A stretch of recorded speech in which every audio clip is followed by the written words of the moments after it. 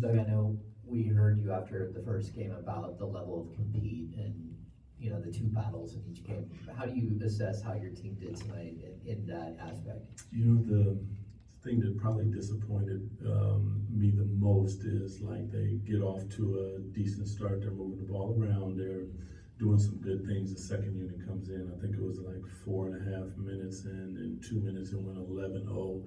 And then you shoot 14 or 15 more shots than them. And we allowed the inability to make shots to affect the intensity at which we played. That's just, mentally you can't do that. You got to fight through. I told them, like, you have to learn how to win ugly games. That game was there. They weren't making shots at the beginning of the game. There was a flow, ball was moving, got some good open looks. You didn't make them.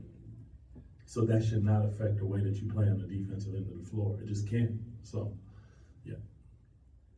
We heard Sabonis left to your right. Yep. With the hamstring injury late. Do you have any more clarity on that? No. I'm sure we'll be updated, but no update as of now. Talked a lot about defense, obviously, and it being a process. Where do you feel like you're at in that process, and how quickly do you?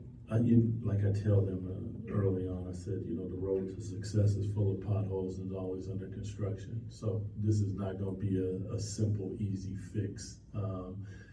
We see some guys, some units that play with an intensity that we want to play with, period. And we have to find a way to hold down the fort at certain times of the game, regardless of what's that going to be, whether it's going to be a zone, whether it's going to be three-quarter court trap and back into a zone, whatever it is.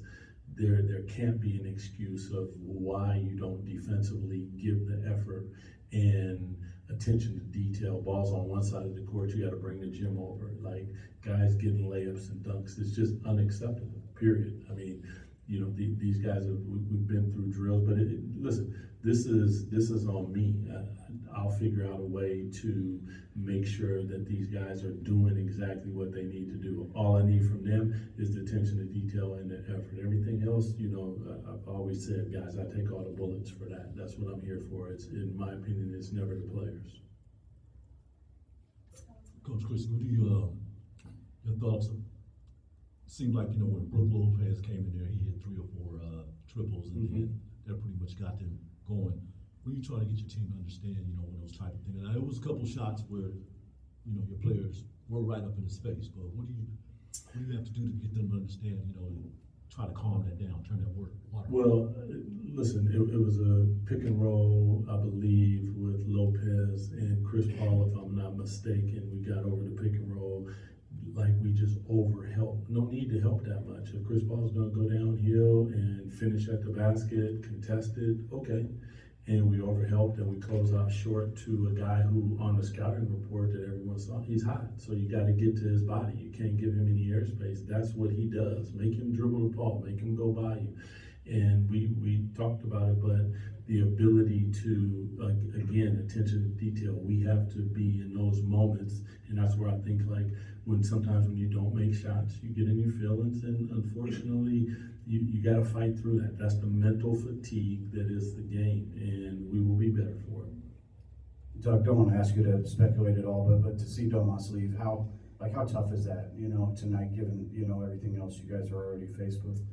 I mean, listen, your star player goes down, you never want to see that, period. I mean, I can't speculate on what it is, so, hopefully it's nothing. We have some time before the first game, but, those are the things that you just do not want to see, but it's part of what we do. It's the same thing with Keegan. Unfortunate as it is, it's part of our game. Doug, got a glimpse of Sarge in the starting lineup, went to IJ as well. Are you able to share any of the takeaways that you had just from the experimenting with those lineups tonight? I thought Sarge got a couple of good looks. IJ had some moments and flashes. For me, it's not really about what they're doing, offensively, because, you know, you make shots, everyone's like, oh, you look good. Really, it's more defense. Sarge is gonna have to be more of a team defensive player, meaning are you in the right spots? IJ, we have to feel you on the defensive end. You're long and athletic, make sure all the rebounds are yours, run the floor extremely hard. I have to go back and see what we saw in that. But, yeah, you're right. It's gonna be, you know, we gotta feel our way through that. You know, it's hard to replace a Keegan Murray. I mean, the kid is 6'8", 6'9", he shoots the ball, he guards the best player. Like, all of a sudden, that's out of your lineup. It's tough.